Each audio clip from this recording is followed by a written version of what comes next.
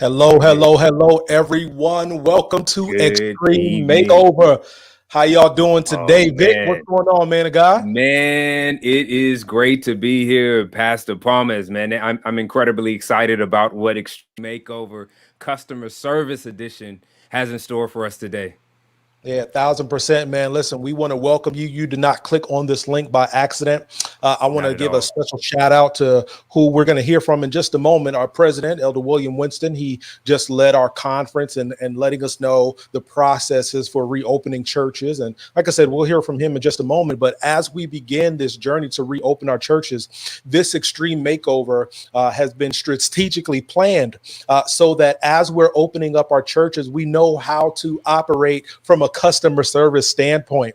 So again, you didn't click this link by accident. Do me a favor, share this broadcast with Do it. everybody in your circle Got of to. influence. All right, you got to Absolutely. share this thing and do us a favor too. Like, let us know what state you're watching from in the chat section. Who you Go ahead and let us repping? know. I see Adrian Adrian right College. there, South Carolina, Yeah. Deerfield Beach. Who else we got, Vic? Gary Jones, Laurel, Maryland, Muskegee, Oklahoma. Who else we got watching us, Vic? LaGrange, Jackson District, Georgia. Pastor Michael Shelton. We got Pastor Monty Newbill. Welcome, welcome, welcome. Carissa That is Lowe, awesome. ATL in the house. Hey, Carissa, that is one of my members from the Decatur Church. How you doing, Carissa? Awesome, awesome, awesome. Well, yeah, Tasha guys. R from so many people from all over the South Atlantic Conference. We have people from Maine, New York.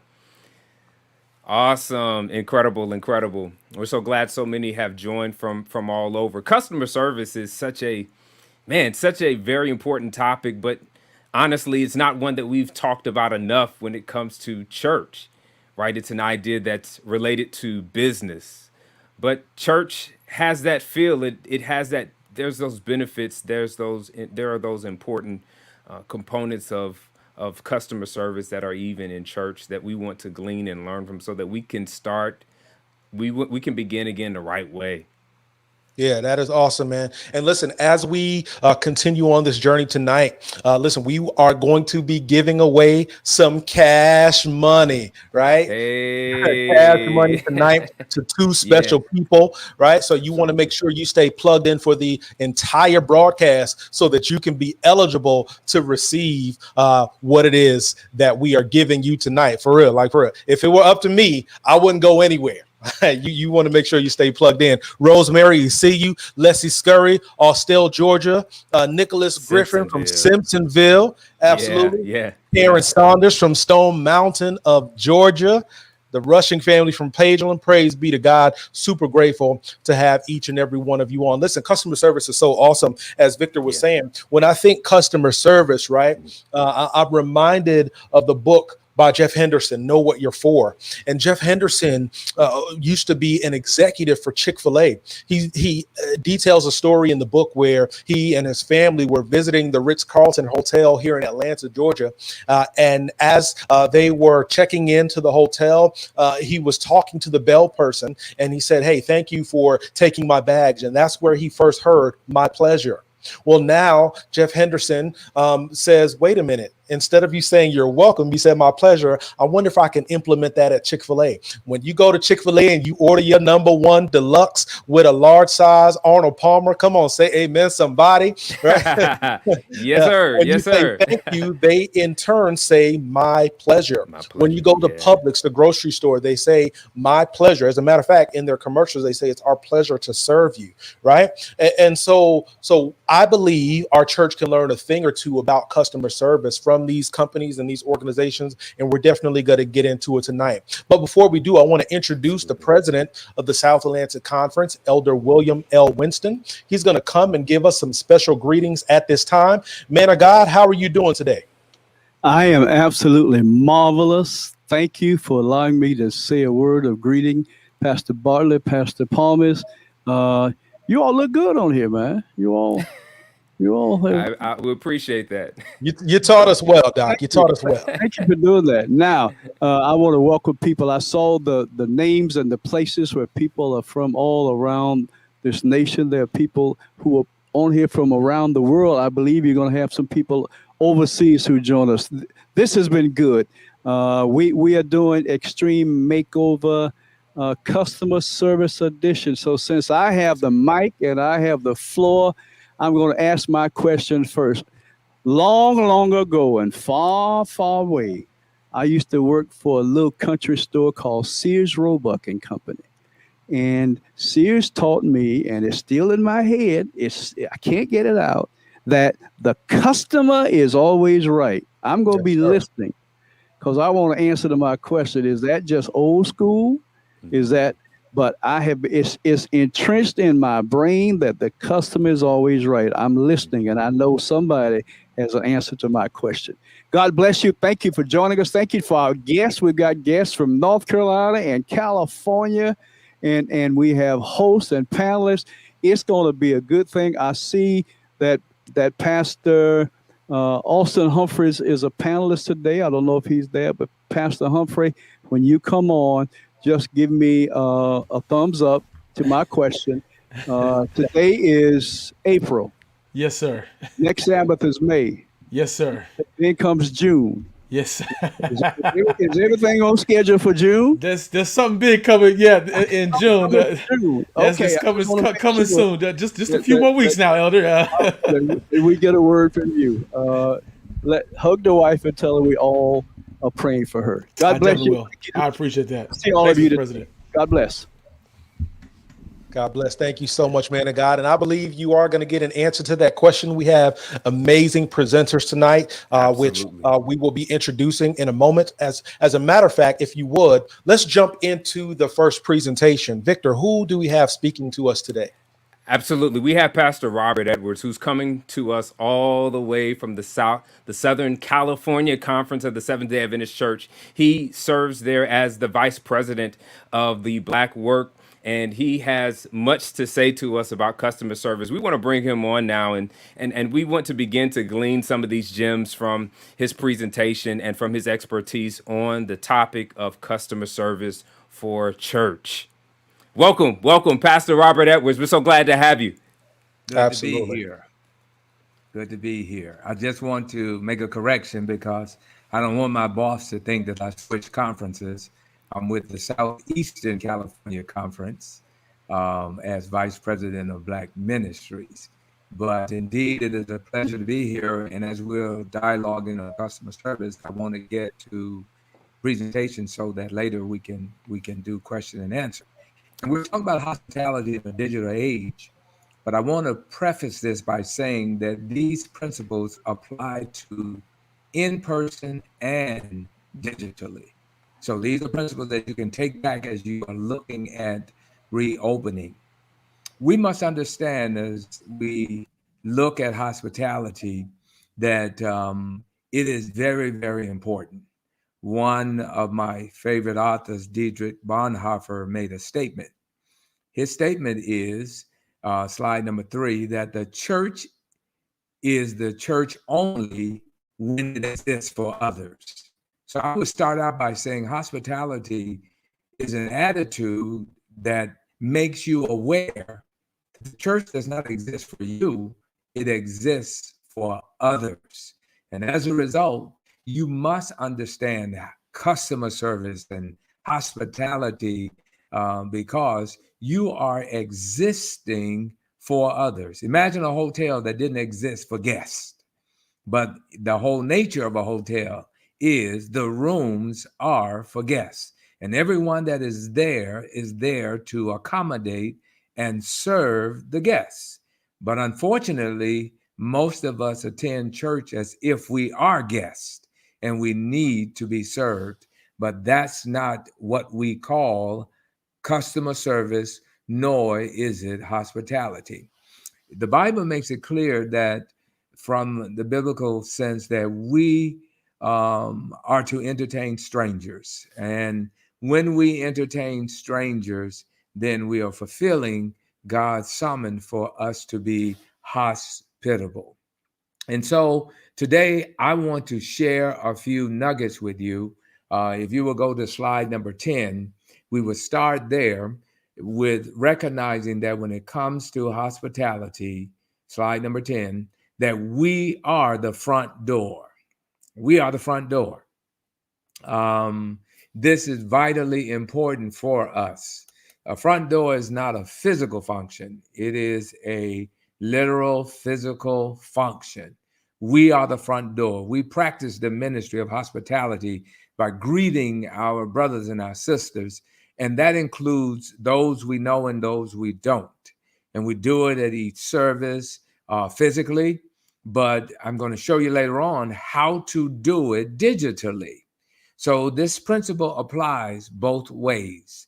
We are the front door. We are the first impression others see when they walk through or when they go online, and we leave a lasting impression or depression for others when we work together to be hospitable.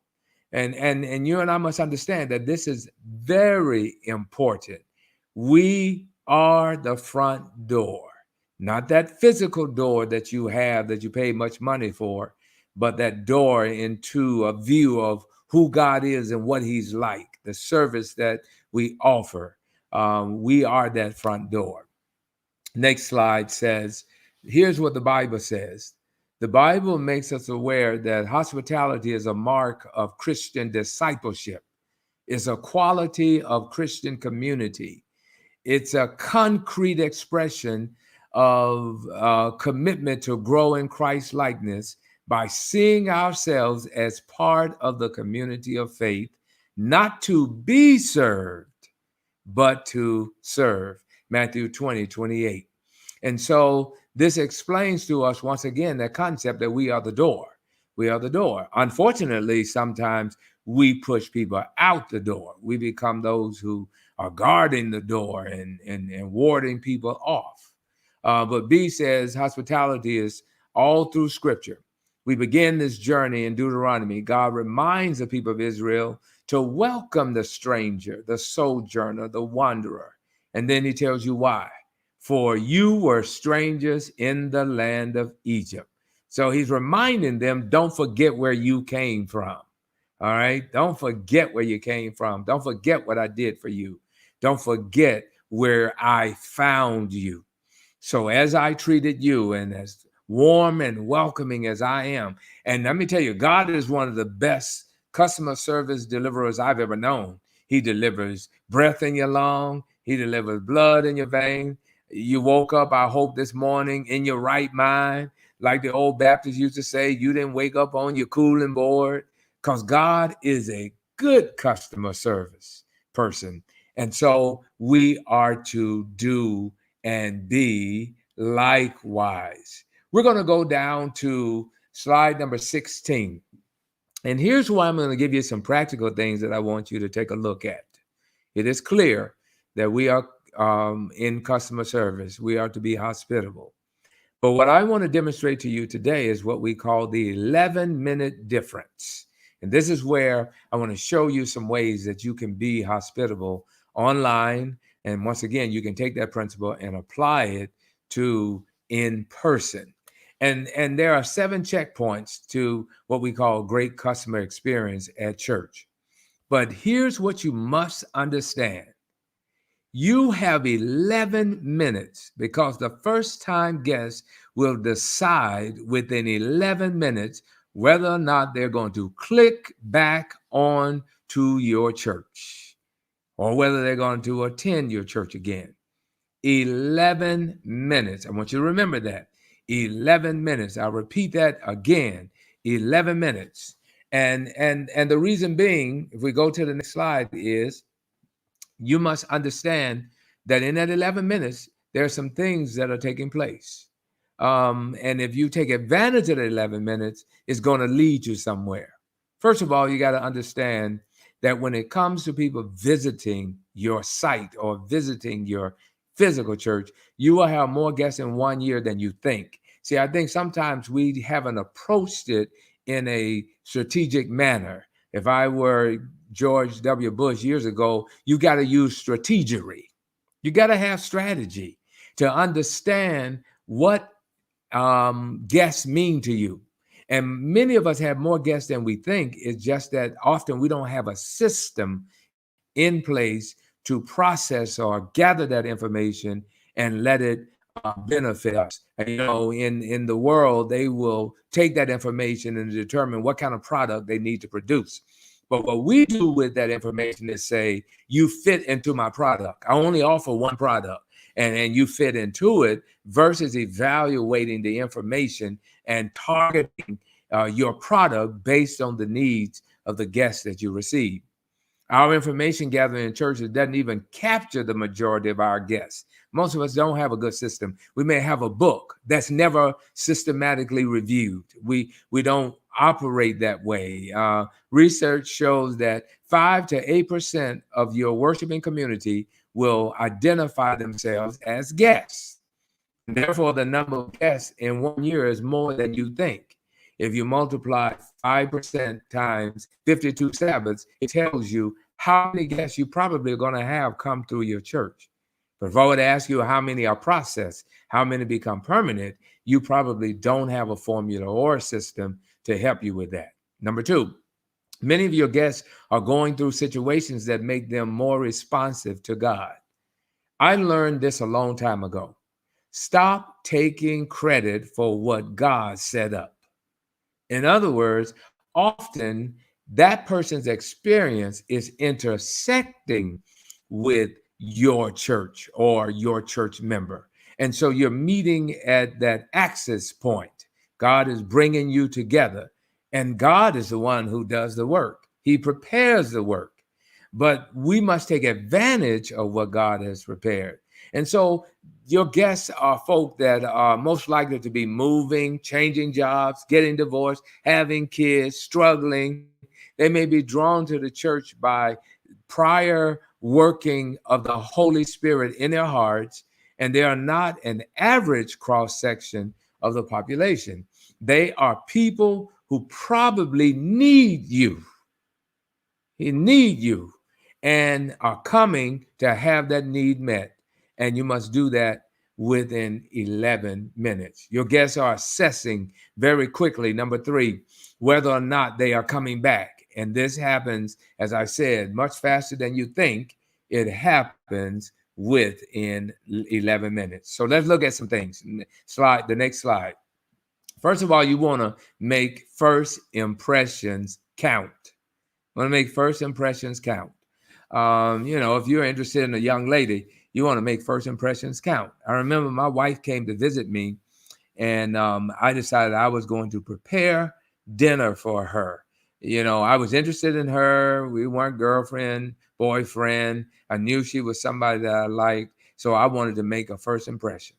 I prepared a dinner. I had croissants. I had eggplant parmesan. I had a salad. I had a nice little non-alcoholic drink, and I fed that girl, and that girl was impressed. But I made a mistake. I forgot to throw away the boxes that I bought the food in. But I was trying to make that first impression. So first impressions do count. And this is what you want to know when it comes to your guests. Authentically, you want to welcome new people. You don't want phony folk online or in person greeting your people. Next slide. You got to know who you are. And when I say who am I in relationship to the mission of God? The mission of God. Who am I? And you need to pick people who understand who they are as it relates to the mission of God. For instance, mean people think that they are the guardians of the church. That's who they think they are. You don't need that as a greeter, because they're not going to greet. They won't greet properly. They will offend. So a person has to be clear in who they are and have to work within their gifts. Next slide. Who are you? Okay. So what happened is you have to take a moment to embody Christian hospitality and greeting one another. You got to see if you embody that, or if the person embodies that. Too often we're just looking for volunteers. And the person who volunteers is usually the person who doesn't have the gift. But often in church, we say, well, somebody's got to do it, and he's willing, he or she is willing. I pastored for a number of years, and I'll never forget one year, I reduced the number of positions that I had, because if I couldn't find a person who had the ability or the gift to do it, then we eliminated it. We didn't just do it for paper purposes that we were filling these positions. We could only fill what God had gifted us to have. And so you've got to make sure that the person you use, the individuals, embody Christian hospitality. And we're going to go to slide number 22. How would you define a genuine welcome? How would you find a genuine welcome? Well, I experienced one. One day, my wife had a friend whose husband attends a First Day church, and he was getting ordained. He invited us to come to his ordination. 8 o'clock in the morning, 8 a.m., we went to support him. So we get out the car, we park on the street, and when we get out the car, there was a car about 2 cars ahead of us. A family got out. By the time I got my wife out the car and we proceeded to the sidewalk, this family was near us. That family made sure to welcome us, to greet us. Hello, how are you doing today? It's good to see you. As we were walking up the sidewalk to the church steps, there was a gentleman out there directing traffic. That gentleman held his hand up and stopped traffic to turn around and say, hello, how are you doing today? It's good to see you. You see, theirs was so genuine that when I got to the top of the step, anybody who saw me spoke to me. When I got to the lobby, anybody who saw me spoke to me. But now I'm going to show you genuine welcome. My wife and I sat on the last row of the sanctuary. I sat on the end, she sat next to me. In comes members. Do you know that if the member passed me, they would turn around to speak to me? They literally, so here's my back. They could walk past me and we never make eye contact. But they stopped, turned around, and greeted me. I was like, if I wasn't employed by the Seventh-day Adventist Church and already a member, I probably would join that church. Hadn't heard nothing, no music, no nothing. But the genuineness of their welcome was so impressive. So let's go through a step, both for online and offline. We're going to start with slide number 21. We're going to do what you call the 7-minute pre-service. We're going to do a pre-service. And here's what I mean. So go to the next slide. The pre-service is your first opportunity to interact with everyone who sets foot either online or in person. It is your first opportunity. That's your pre-service. Everyone who sets foot online or in person. Okay. And what are you communicating before the service begins? So I remember we got on here and right before we came on, they had music playing, or it had some conversation going. The reality is, what are you doing prior to? They come onto your site. Is there just a blank screen? Is there nothing? Or do you have information processing through slides that are coming through with music in the background? That's part of your pre-service. What do you do? Your first opportunity to interact with them. Next slide. There are 4 areas of contact through which you can influence your guests during the pre-service. And this will go along to making the first impression. Here are the 4 things. They must be greeted. They must be directed. They must be treated. And they must be seated. Okay? Or occupied. All right? So let's go through those 4 real quick because time is running out. Number 1, on next slide, it says greeted. Everything speaks to first guest. Everything. Okay? Everything speaks to the first time guest. So on your site, if you are getting first time guests, which you have a way in your system for people to say they are first time guests, you must have a process of greeting them that lets them know you are aware or acknowledging them. Whether you ask them to take an action. If you are a first-time guest, could you put it in the chat? Could you click below? Could you do this or do that? Could you raise your hand? Could you go into the reaction and put a thumbs up? In other words, you're acknowledging that they are there, even digitally. Of course, when they come into your church, then that means your people greeting. And, I've gone to churches where you can sit on a pew and nobody in the pew will even acknowledge you. But people ought to be reaching over people, turning around behind them, reaching up from behind them. This is part of your pre-service. This is the setup. If I were in a concert, you are the setup for what the pastor is about to do, the main presenter. All right. Number 2, next slide, you must be directed, meaning that when they come into your site or whether they're in your church, there must be clear directions, signs everywhere. You got to know where they are going. If they come to your site and have no idea how to navigate it, then you have not given them direction. They come into your site and all the hallways are just plain, and they walk in and there's nobody out there hospitable, or there's no customer service. How would they know where to go? They don't know where the bathroom is. They don't know where the children's class. They don't know where the adult class. They have no idea if you have not posted signs. So digitally and physically, you must give direction. Click here, go there, see this, whatever the case may be, you've got to give direction. Then number 3, you got to treat them. Guests want to feel like guests, special guests. Okay. They want to feel that when they come into your church. It's like when people come to our home, I don't want them to feel at home, not from a negative standpoint.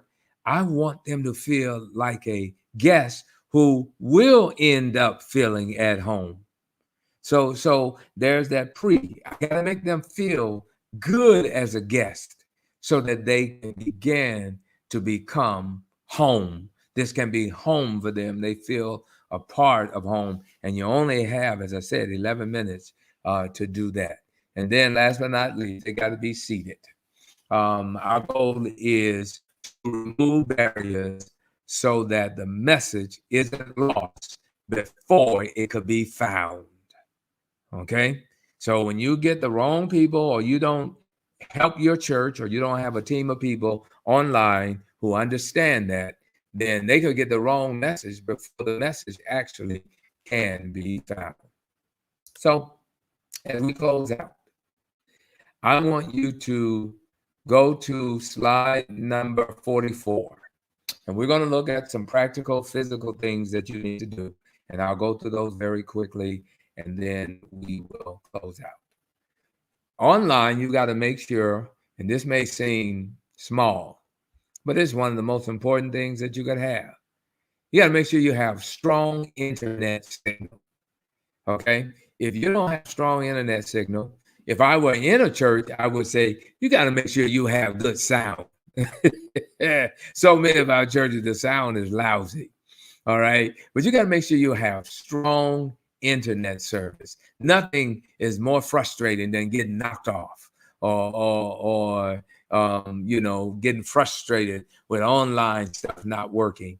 You got to make sure you have strong internet service. Number 2, you've got to give opportunity, next slide, to engage the audience. I tell you again, you've got to have engagement. You don't want them just to watch and you don't ask anything. I remember as an evangelist, and even growing up looking at evangelists, we found out that one of the ways to help people make the big decision is to ask them to make little decisions along the way.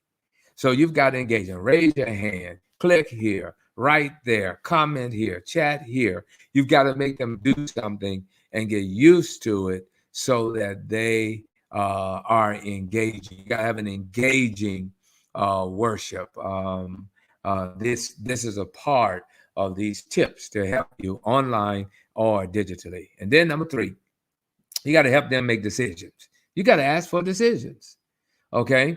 If you remember, Christ gave this statement in Ministry of Healing: Christ's method alone brings true success. And then it talked about the things that he did, mingled with others, and all of these things. And then it ended with, then he bade them to follow me.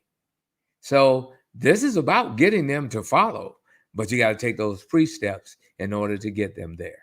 And then last but not least, you've got to have online hosts and greeters, pleasant people who know the importance and know how to take advantage of online. And last but not least, you've got to have contextual and relevant illustrations and examples. So one of the final considerations is how to use contextual and relevant illustration and examples during your online worship.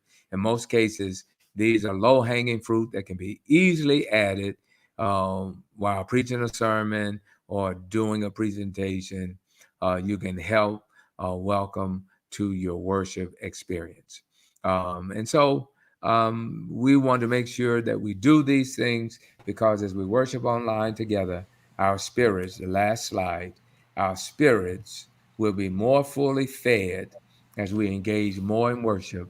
And ultimately, that is the goal, to grow deeper in relationship with God and with one another, take a step out and become a more welcoming online or physical church. Thank you. My. Wow. What a That was presentation.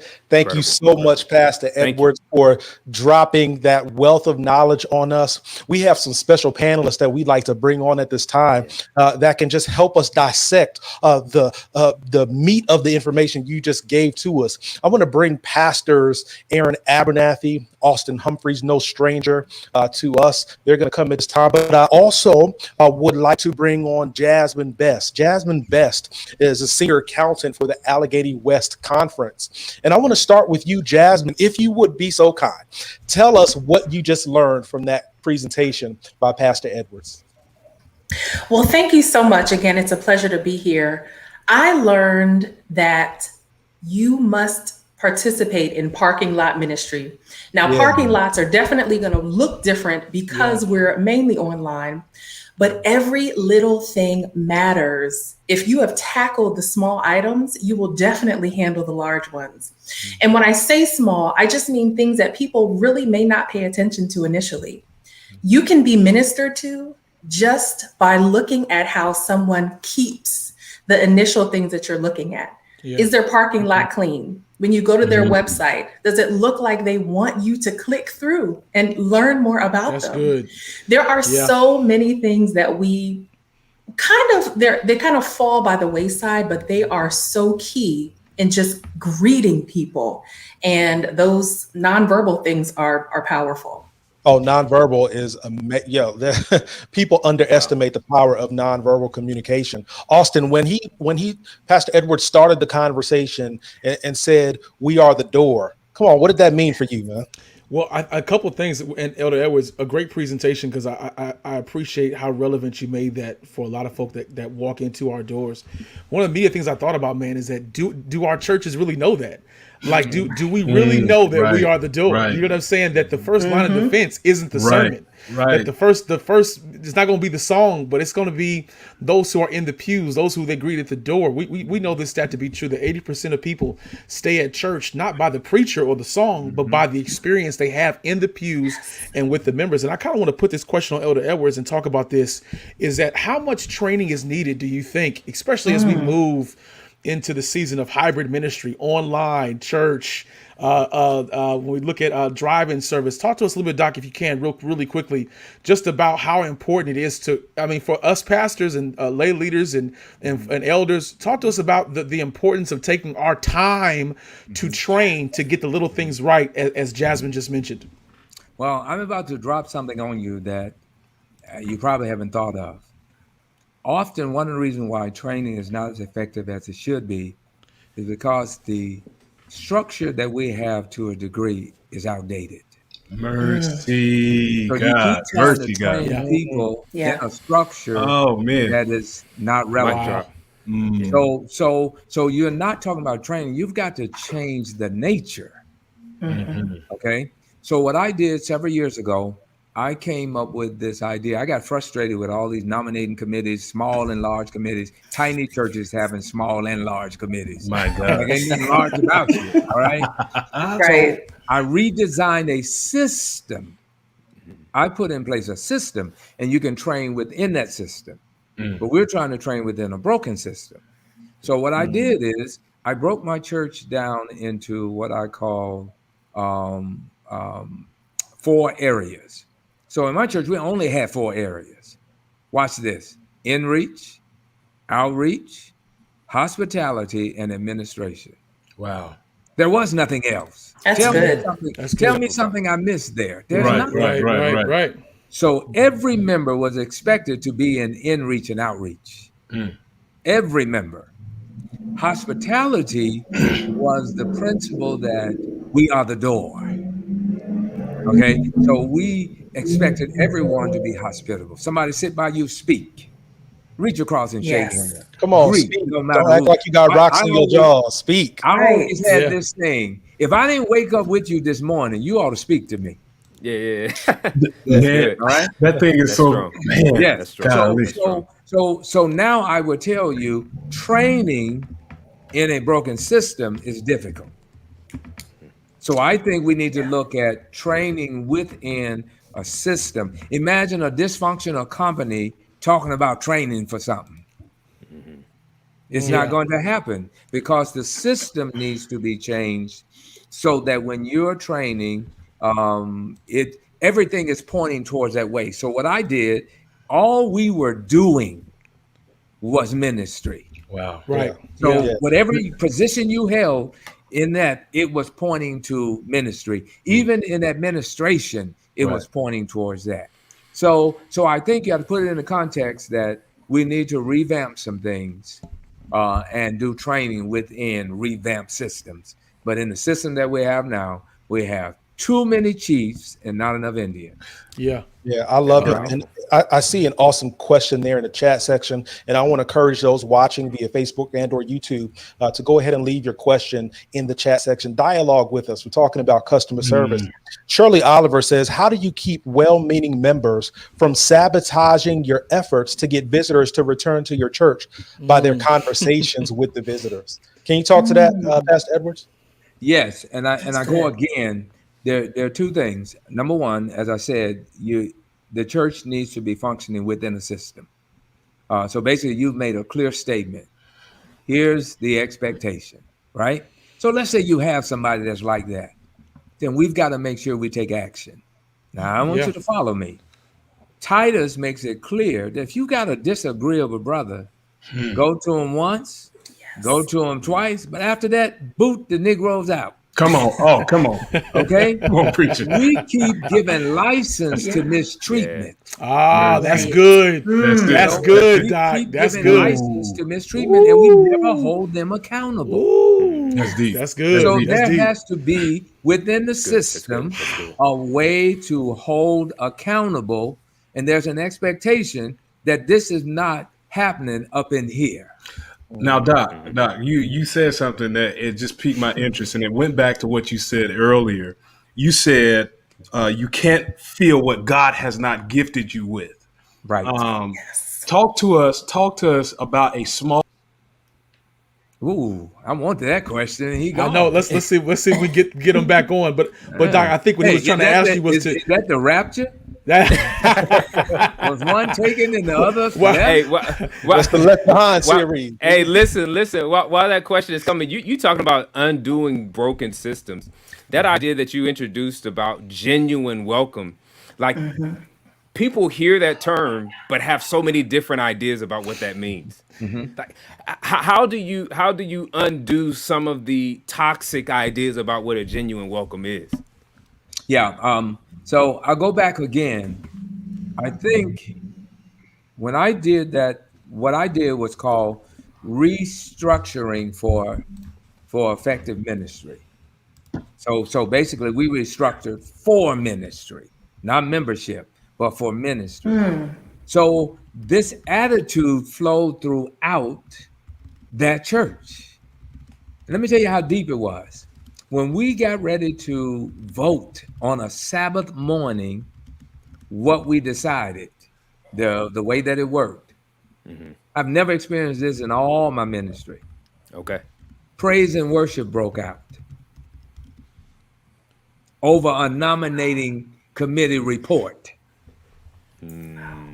Because I took a period of time to help lead you there, 6 months, where we went through a process of talking this thing, of sharing this thing, of having members to sign up, of pushing this thing. So it was not an overnight thing.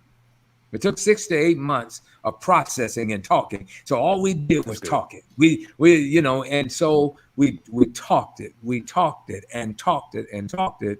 And so what happened is, and this was the outcome, we ended up with over 90% participation.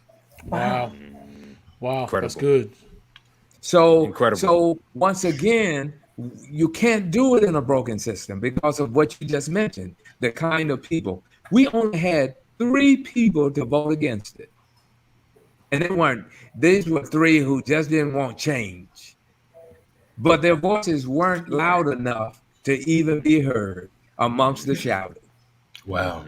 So shout them out. Wow.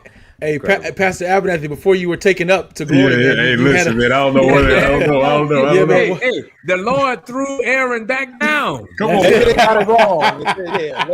I have work to do. You threw me back down. Listen, Doc, my question was for the small church that is, say you're a 5-member, 12-member church, a very, very small context.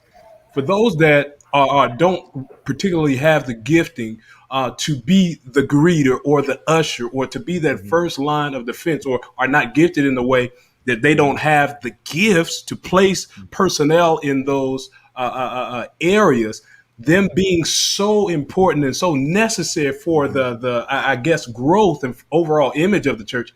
What would you say to those small churches and how they can accomplish making it a warm environment, even though they don't have those typical first line of defense personnel in their situation?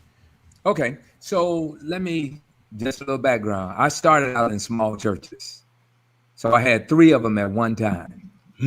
So how was I able to get them to be a hospitable church? By example. Mercy. I'm just being honest. By example. I was enthusiastic. I talked about it. I greeted everybody. And after a while, it caught on. It wasn't seminars. It was example. And so what ends up happening is churches take on the personalities of their leaders.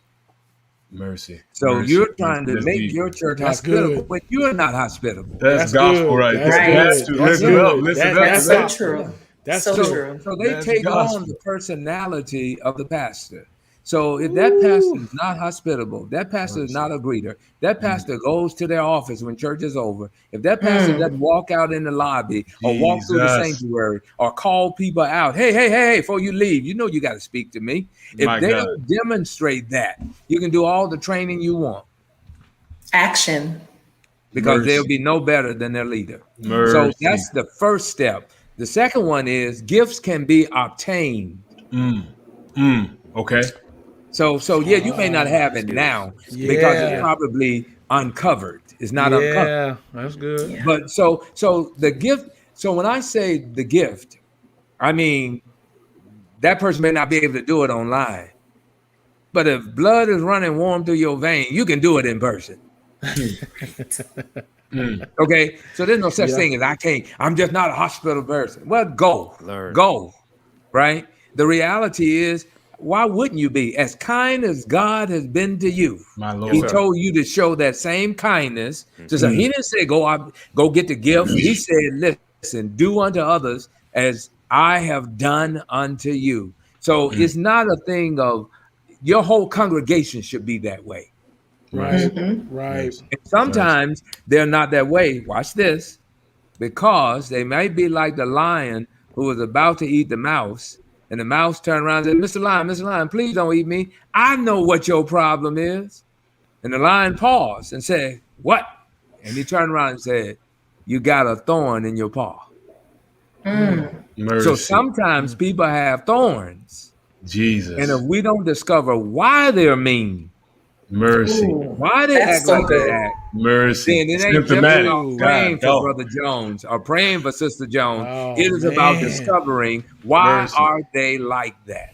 Wow. Wow. Jesus. Hey, Pastor Ooh. Edwards. Pastor Edwards, you Mm. have dropped a master class on customer Yes, service sir. for us. Yes, sir. Yes, sir. We want to keep going on, but we must transition. We want to thank you so much for the presentation that you provided, the additional information that you dropped on us in this dialogue that we've just shared in.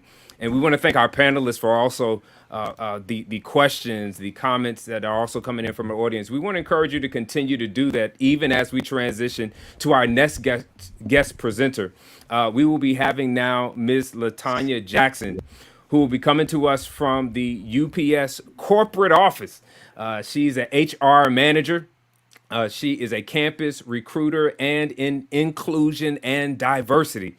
She's going to talk to us a little bit more about customer service as it relates to Extreme Makeover in church. We welcome you. We welcome you, Ms. Jackson, to Thank the you. Extreme Thank you. Makeover edition here. It is a pleasure to be with you. I'm grateful for the invitation. Thank you so much, sir, You for know, I being love here. South Atlantic. For the sake of time, and I know time has been well spent, I'll try to condense what I had planned to say. But as the gentleman stated, my name is LaTanya Jackson, and I work for UPS. UPS has been in existence for 114 years. And I am happy to say that I've been a part of them for 34 of those years. A wonderful corporation whose business objective is only to provide service. And what I'm going to just talk about a little bit is to compare the business aspect of my positions when I was in sales to the church's objective as well. On the first slide I put up, I want to talk about, just to give a brief definition of what customer service is. Customer service is the support you offer your customers, both before and after they buy or use your products or services. That helps them have an easy and enjoyable present experience with you. Offering amazing customer service is important if you want to retain customers and grow your business. UPS is a company that we don't have a product.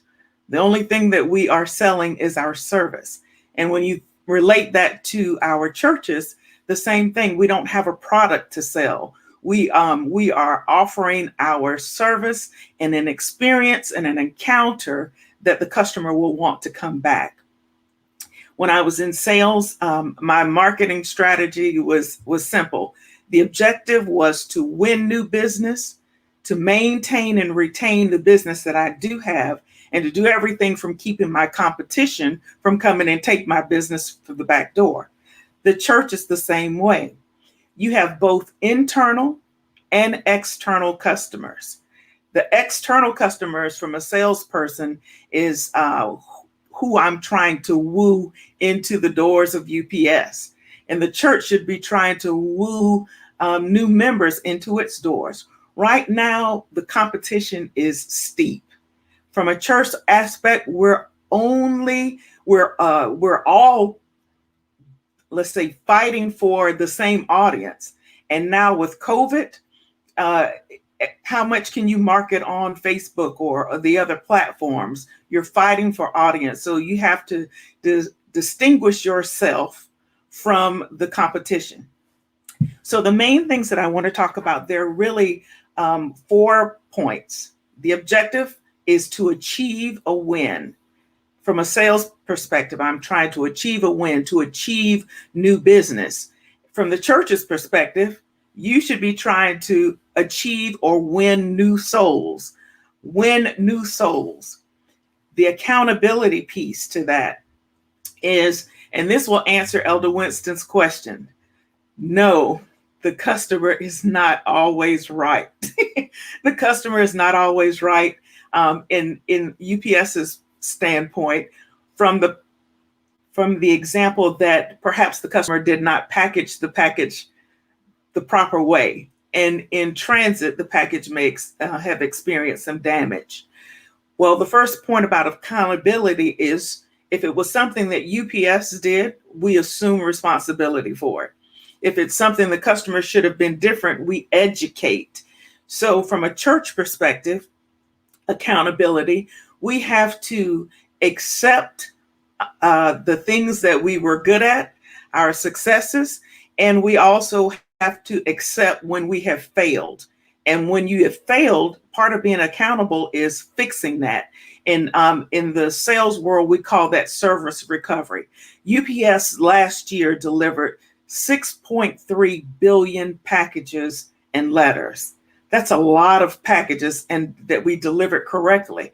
But we're not perfect. No carrier is perfect. The thing is, when we do make a mistake, that we go back and fix that in the customer's eyes. Because what a customer will do is you will go around and you will tell about the negative experience. UPS lost my package. UPS did this.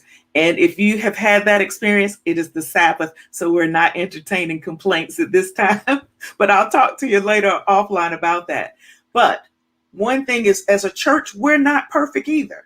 So when you recognize that there is a glitch in your system, the appropriate things to do is to be accountable to that and address where those glitches took place and make the customer whole. So how can you make your customer whole? That is my objective, because if not, they won't come back. UPS has been in existence for 114 years. So we've been doing something right when it comes to customer service and retaining our customers and trying to get new customers. The second or the third one is assignments. Sales is not a one-man show. The conference is not a one-man show. Your church is not a one-man show. So you don't have one person in the sales part. As far as I'm concerned, when I'm out there trying to win the business, I recognize that I'm the face to the customer, but I'm counting on my partners to do their parts to make the customer experience go well. The same thing at the church. You have assignments, you have deacons, you have ushers, you have greeters. So everybody needs to know your role, first of all, and then stay in your lane. Know your role and stay in your lane. With a company, it's better for me to have insight as to how the whole organization works. When it comes to UPS, I started off when I was part-time in college, loading them, unloading the boxes for 4 years. And then I was a driver for 2 years. So I had to provide customer service from that aspect. And then I went into management and had different positions, from human resources to sales for the last 13 years, and now back into human resources. It allows me to know the company and how we operate. You need to know your church and how you operate. Know what's the proper procedure for reporting things or getting things done. And then I'll say to advertise your company. Again, if a customer has a negative experience, they're going to go tell 10 people. Nobody's going to walk around and say, oh, you know what? UPS delivered my package today. Well, they expected us to deliver it. So as a church, there's some expectations that a visitor has. They expect you to be nice. They expect you to be courteous. And if I can be transparent, when it comes to advertising your brand or your company or your church, I would have to say our church is probably the only organization that I have seen that will negatively advertise your complaints or your concerns on a social media platform. If I went out and bad UPS, do you think I would have a job? And why would someone who would want to hear about a negative experience at your church want to come back? But I've seen things on Facebook that we will talk trash about our church, but yet you want to invite somebody to come to it. Nobody wants to come to your church when you've aired your dirty laundry out on Facebook with a mixed audience of, and on a side note, I also attend a divinity school that's not mixed denominations. I've never seen a different denomination put their dirty laundry on Facebook and go back and forth and argue with that. If I saw that, I wouldn't want to come to your church. So those are some just types of things. Also, customer service is about relationships, meeting and greeting. One thing I do at my church is I'm just a very hospitable person, I'd like to think. So I love to cook, and my door is always open. If we see guests at church, I'll extend an invitation to my home. For example, one Sabbath, I was directing the children's choir, and there was a couple sitting behind me, and I was introducing myself to them. And I said, I'm back here talking to y'all, and it's time for me to be up there with the kids. So just laughing, I didn't know them from a can of paint. And I extended an invitation to my home. When church ended, I rushed home. And then when they came in, I had other house guests, and I said, I would introduce you to these people, but I don't know who they are. I said, all I know is they cut up in our church. And they came and they ate and they had fellowship. And they told me that was the difference between them going to visit other churches and joining our church. So customer service is about relationships. It's about having a brand, establishing yourself, being warm and inviting, but most importantly, being caring. You would not want to treat someone any way that you would not want to be treated. If not, they won't come back. If I went out and treated my customers any kind of way with UPS, I could not retain them. And in the times where UPS may have made an exception and a package was damaged or something like that, because of the relationship the customer had with me, they didn't just leave the company. But if I didn't have a relationship with them, it's easy for them to divorce me and go to another carrier. So as a church family, we want to be warm and embracing and not make it so easy for a member to want to divorce your congregation after only visiting a short time. So that kind of sums up what I wanted to say. It would probably be better. And an audience, if you agree with some of the things I'm saying, put it in the chat. If you have recommendations, as our hosts come on and ask me any questions that they would like to, for the sake of time, I hope I've said a lot and made it clear, but at the same time, get us back on track. Well, I can tell you one thing, Ms. Latanya, that there are several individuals in the chat who are just giving you virtual amens and virtual fist bumps, elbow bumps, and high fives. People saying you talking good. Thank you for saying that. Say that again.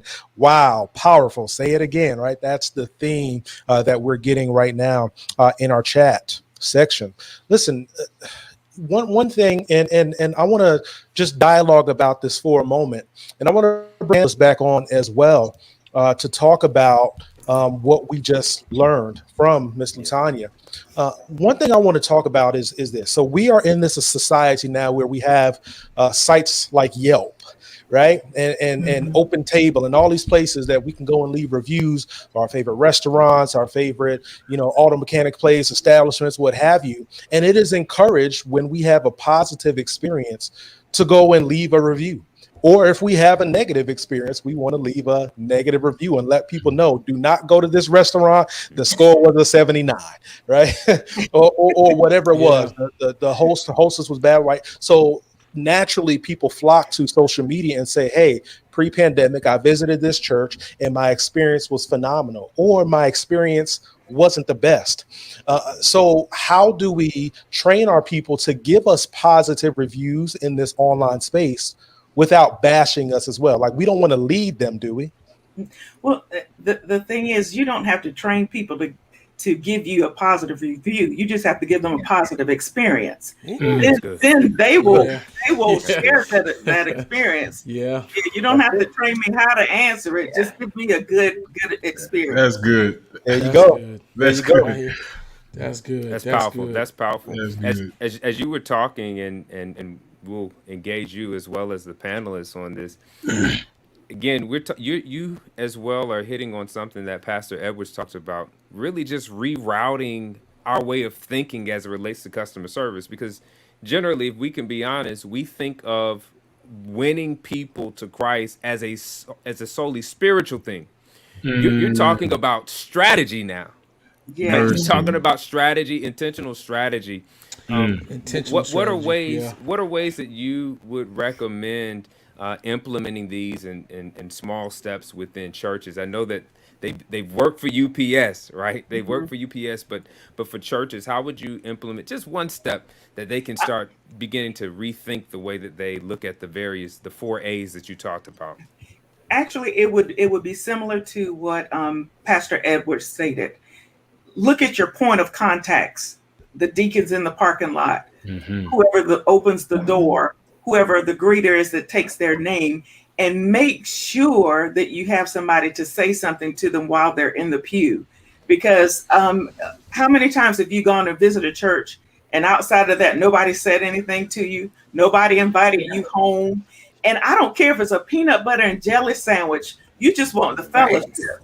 You know, it doesn't have to be fancy. Just invite me home. Let me turn you down versus for me to go to your church and say nobody even invited me home. Right. It's different if I don't want to come, but if I was never extended an invitation, you go get a negative review.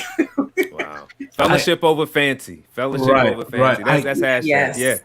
I have to ask this question because you're speaking about being hospitable, and I think that's so important, especially when it comes to making people feel welcome in a church. But how important do you see being hospitable as it pertains to soul winning?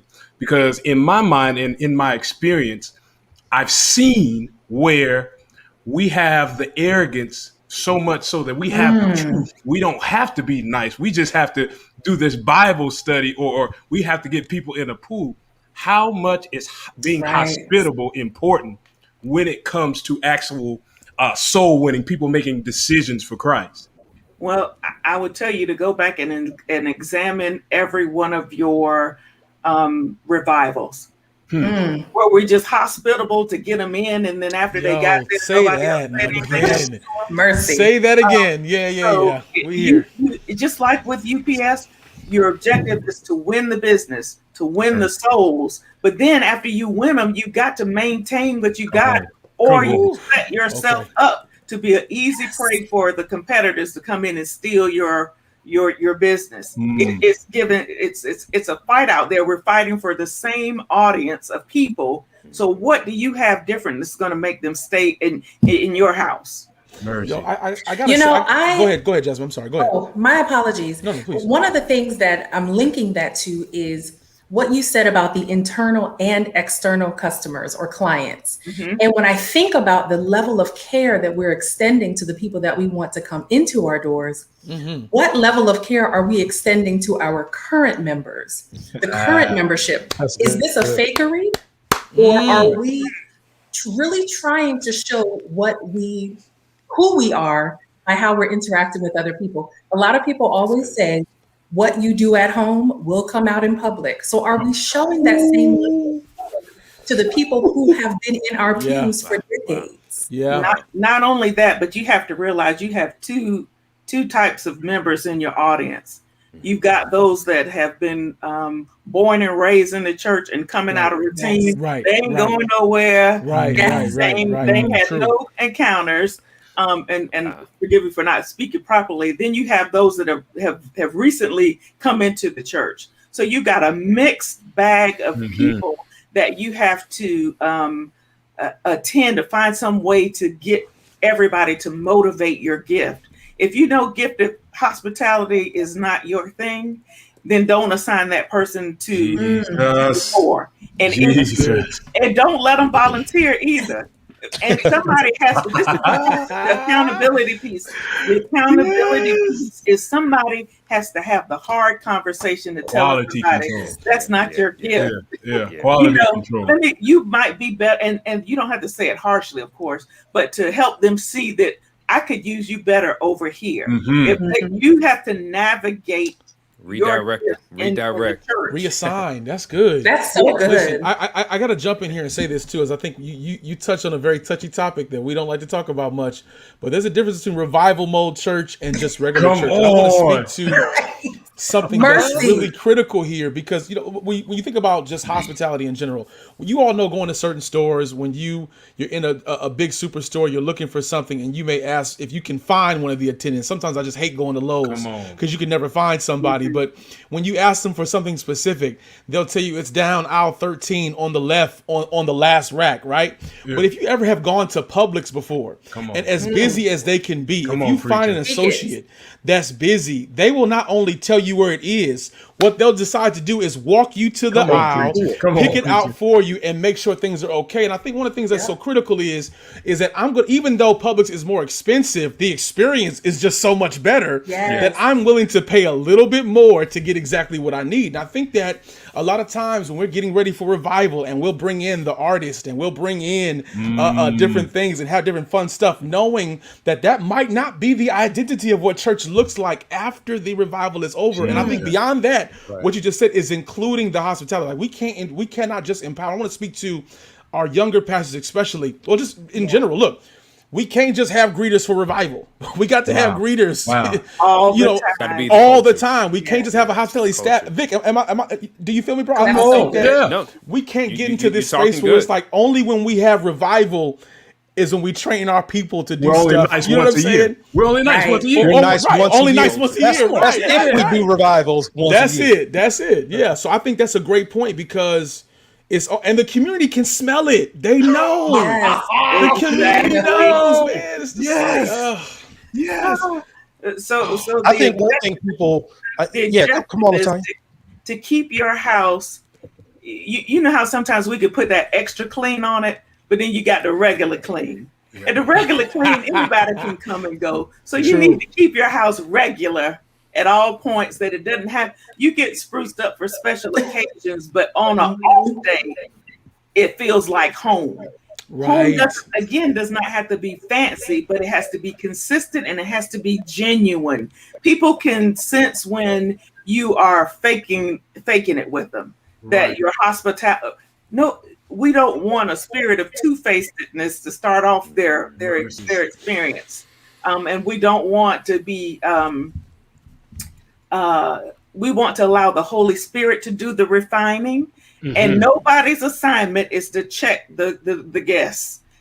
No, you don't have a checker for, you got earrings on, so you mercy. Check your skirt is not too long enough, so you reassign that person. Let them know that's not their job. That's not their job. And let the Holy Spirit nurture them. All you need to give them is a warm, hospitable environment and allow them to grow. Everybody's coming in at different stages and different encounters. And like Elder Edwards say, sometimes we take credit for God's work, but they came into the church broken. So they're just looking for somebody to just help hold them up right now so they can stand on their own, not to tear them down. But you have to also have somebody that has discernment to recognize that you could be in a room of people and you know how you've been into it so long that you don't notice the pictures on the wall because you see them every day. That you could get tunnel vision to your environment, that nothing stands out to you. And you don't ever want to remember a guest to come in and don't feel like they stood out or nobody saw me. I was there, but I was unseen. Right. And we do that with our regular members. Sometimes members come to church hurting and nobody's discernment is kicking in to engage them. Sis, you good today? You good? You sure? Right. You all right? Anything I can help you with?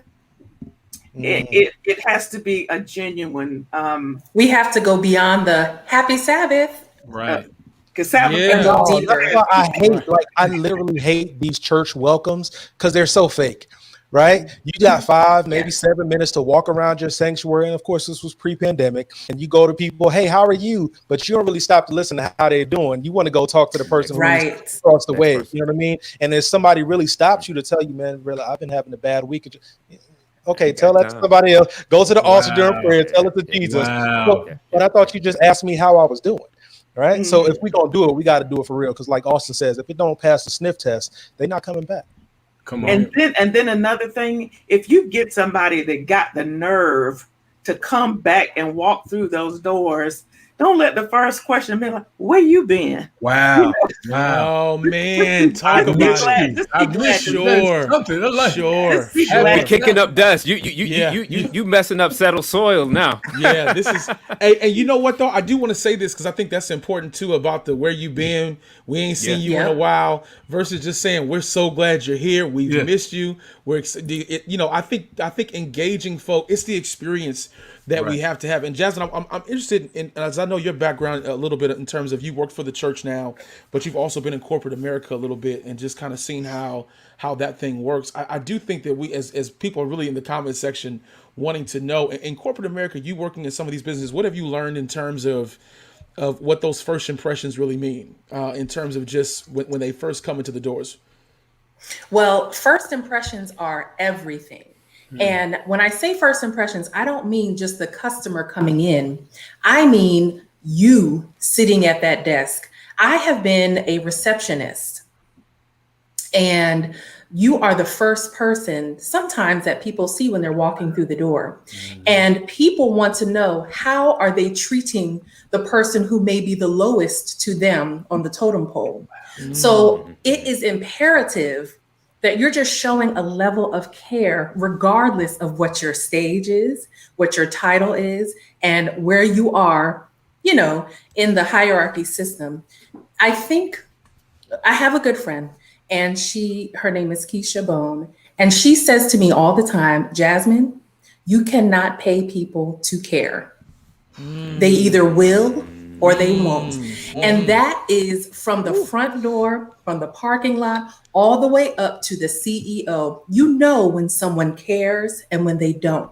And in corporate America, it's key that everyone knows that everyone is a client. You are here to serve everyone, no matter how high you may be up on the totem pole or how low. Service and the level of care is everything. Wow. I agree. Yeah, That got me thinking, Austin, Yeah. of packaging. Miss Yes. Jackson works Yeah. at UPS. Can you imagine if you ordered a package and it was delivered to your door in a garbage bag Yeah. Mercy. or a brown Wow. paper bag? Presentation. Yeah. And like you're Say that, looking at the Abernathy. package. I just ordered like $1,000 camera or something like that, and you brought it in a garbage bag. Yeah. It's the same way with the gospel. The gospel is so valuable. Gotta be patient. But if we don't put that thing in something that's shiny and nice Yes. and attractive, that thing is going to be ugly. And hospitality, I believe, is absolutely a packaging that we have to put the gospel in.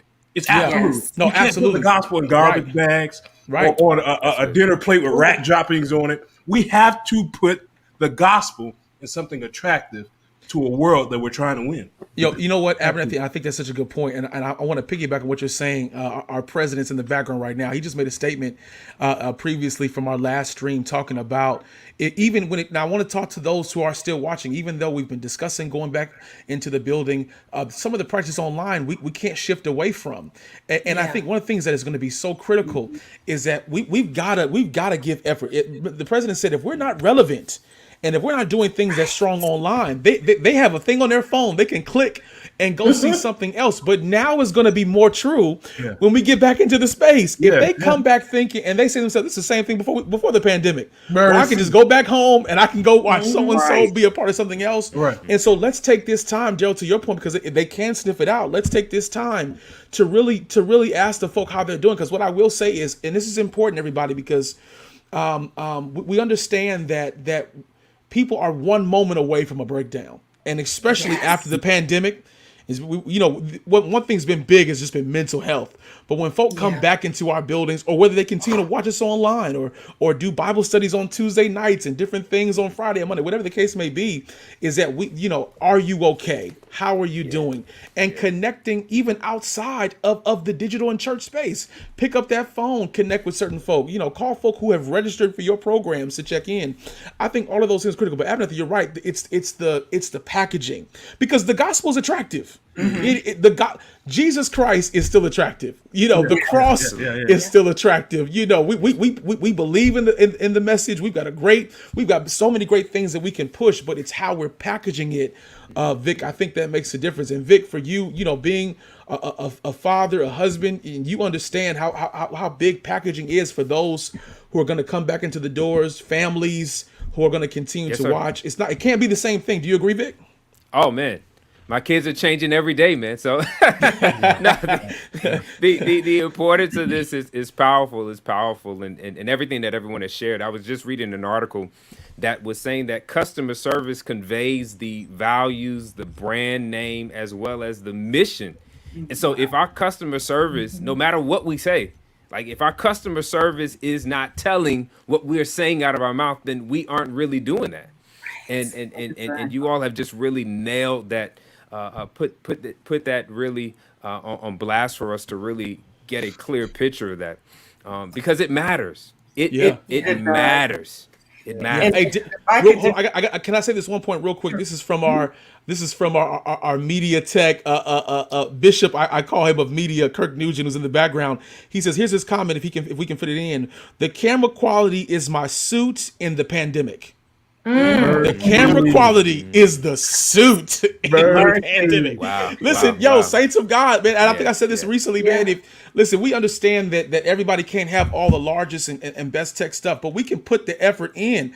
Those of you all who have got major churches and major houses with all this budget, it's a travesty, man. If you're not willing to put that effort, when people are more likely to click on the screen. Number one, if the sound is fantastic, but first and foremost, if what they see on the screen, you know what I'm saying? If it's quality, it's we see so many people who have partnered in the pandemic. So many folk do different things, and a part of why there's been such folk have been able to sustain ministries, do different things, is because of the quality they are presenting. So it's not just enough. We cannot, I say it again, we cannot lose the flavor and the fervor we've gained in the online space and lose it when we go back. We've got to couple the two together. Right. Kirk, man, that was a great point. I know you're in the background, but Kirk, that was hot. Darrell, go ahead, man. But hang on. So you're talking about somebody who's been, prior to me being in pastoral ministry, I've been in IT for 20 plus years. Mercy. And it doesn't matter if you have a large church or a small church. There are little adjustments that you can do to increase your presentation online. And so I don't want to hear the fact that you don't have the budget of a Potter's House or a Lakewood Church, and so you can't provide a professional live stream. There are different adjustments you can make, and it's a simple YouTube video, or feel free to contract with YouTube University. YouTube University. That's it. Myself, there are so many people who are willing to train you. If all you have is a laptop webcam, we can show you how to hook up a mic to that thing so you can sound better. We can show you how you can get a little $20 light and look better on screen, right? And so it just takes a willingness to put in the work. And the sad reality is most churches aren't willing to put in the work. Why? Because they've been doing things for so many years. This is right. Done it this way, and we don't like to change. If you don't change or adapt, sadly, you die. Hey guys, I got to get this comment because I see it. I know, Miss Jackson, you have got the chat buzzing and on fire. And this question was actually addressed to you. I want to get this from Pastor Kenneth Boswell. Can you expand a little more on talking negatively about your church on social media? Just talk about that if you can. Just kind of read. I hate to say it, but our denomination is famous for it. Jesus. I'm in class with people from every other denomination. When I look on their social media pages, nobody is bashing their church. I don't care what they got going on in it. It's not on a social platform where you got non-members looking at that. And why would they want to come see that? You could go pontificate your feelings someplace else, and that's all social media is for a place to voice an opinion.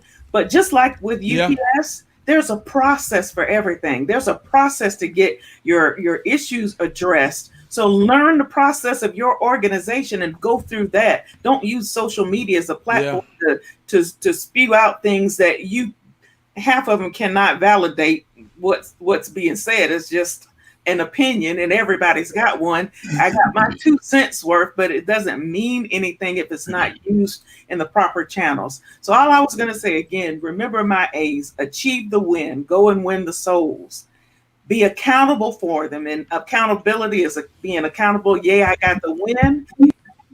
All accountability is, yes, I messed this up. So what's the game plan when we mess up a person's experience? How do we recover that person back? Everybody know your assignments. Give assignments based on your skill set, and then positively advertise your church's experience so that people will want to come back into the venue. Absolutely. What a rich experience. What a rich conversation tonight. I want to thank you, Latanya, Jasmine, our panelists, Aaron Abernathy, Austin Humpreys, Pastor Edward, for really jumping in and teaching us this past hour. I want to bring on our president, William Winston, and I also see our ministerial director, Elder Calvin Preston, online. I just want you guys to jump in and give us your thoughts and opinions. I know you got some gifts that are burning your pocket to give away. I don't want to take up that time, but can I give a homework assignment? Please, sure. Please, Mr. President. Practice customer service at home. Come on. Yes. Oh, Chief. Yeah, that's good.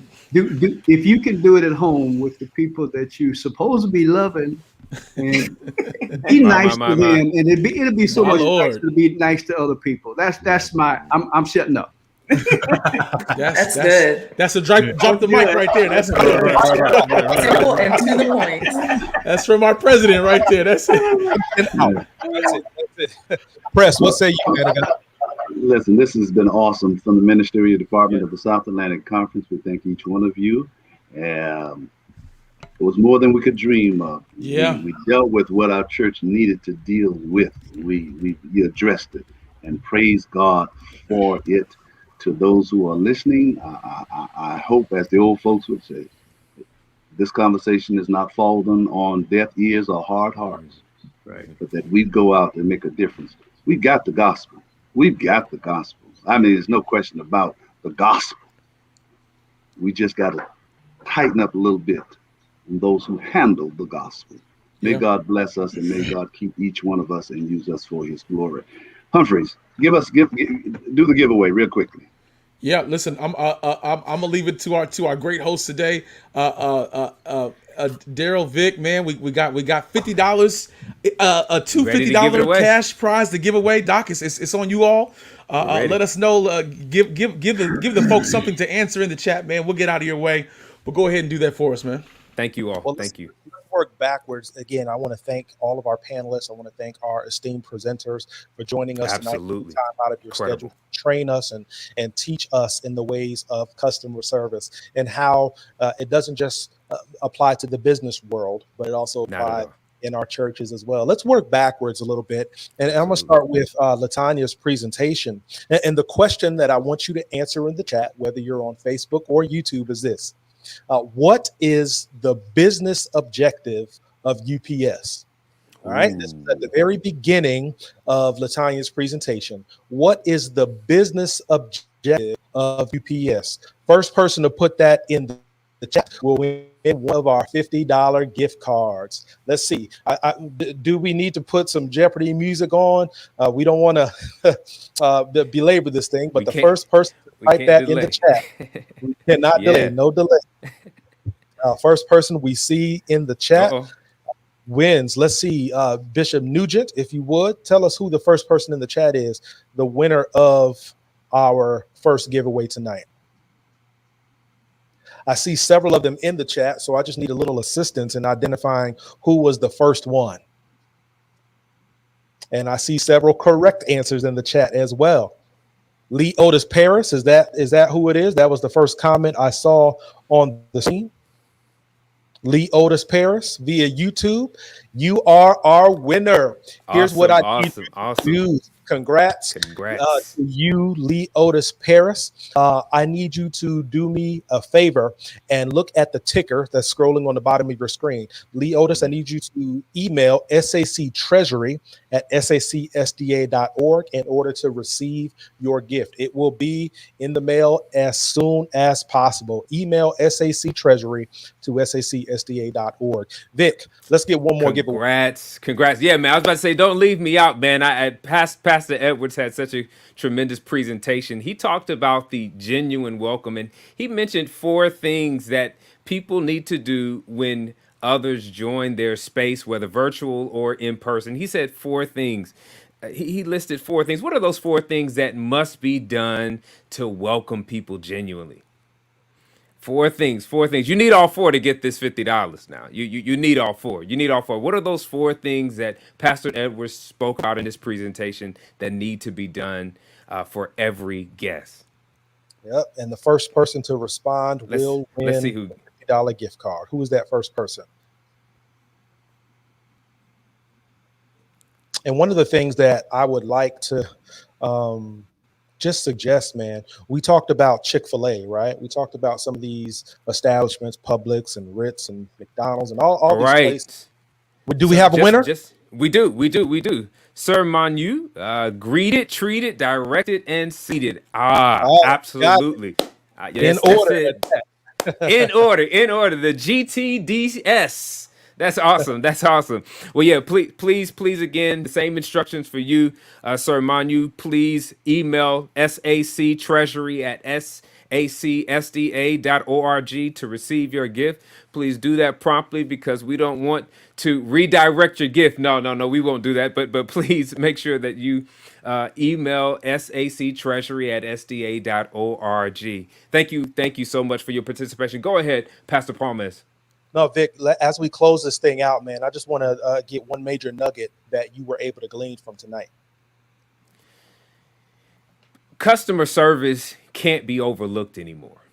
It just cannot be overlooked. It must be priority in the same way that it's said that evangelism must be center.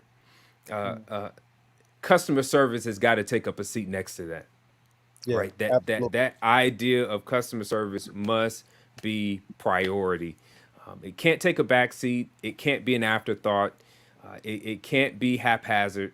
It can't be just a mere suggestion. It's got to be woven and interlocking with the culture of every congregation, of every disciple's mindset as it relates to doing the work of Christ. Yeah, that's good. And the thing I got, man, is simply this: competition is fierce out here, whether it is the virtual competition or in person. Once we resume, the reality is there is another church down the street or across the link, so to speak, that is better than you. Don't let another ministry outwork you. Right? Provide the best experience that you can provide in your context. And I promise you, man, you will grow by leaps and bounds. As we close, I want to give our ministerial director, Calvin Preston, the final word tonight.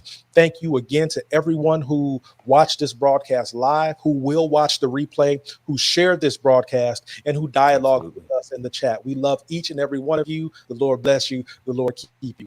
Dr. Preston, close us out, man of God. From Patriots, you need to read this. Patriots and Prophet, page 237, paragraph 2. Prophet and Kings, page 237. Those who profess to be followers of Christ and are at the same time rough, unkind, and uncourteous have not learned of Jesus. Their sincerity may not be questioned or doubted. Their uprightness may not be questioned. But sincerity and uprightness will not atone for a lack of kindness and courtesy. Boy, the prophetess wrote this years ago. Prophet and Kings, page 237, paragraph 2. As we close, let me give you a save the date. July the 18th through the 30th will be a conference-wide evangelistic meeting right here on site. July 18th through the 31st, the conference-wide evangelistic meeting. Dr. Snell from First Church in Huntsville will be our evangelists. Invite all of your friends. You'll be hearing more and more about it in the upcoming days and weeks. But put that down on your calendar and join us for a time of your life, July the 18th through the 31st, conference-wide evangelistic meeting. Thank you so much. Who's closing with prayer? Let's close out. Thank you. Yeah. You want to close out, Vic? Go ahead, sir. Go ahead. Thank you, Pastor Preston, for those reminders and those alerts for us. Let's pray. Lord, we thank you that you came to serve us. We ask that you will continue to take the seeds that were planted tonight, that they may grow and be fruitful as we become better customer service representatives for you. In Jesus' name we pray. Amen. Amen. God bless you, everyone. Thanks again for tuning in. Enjoy the rest of your Peace Saturday. and blessings.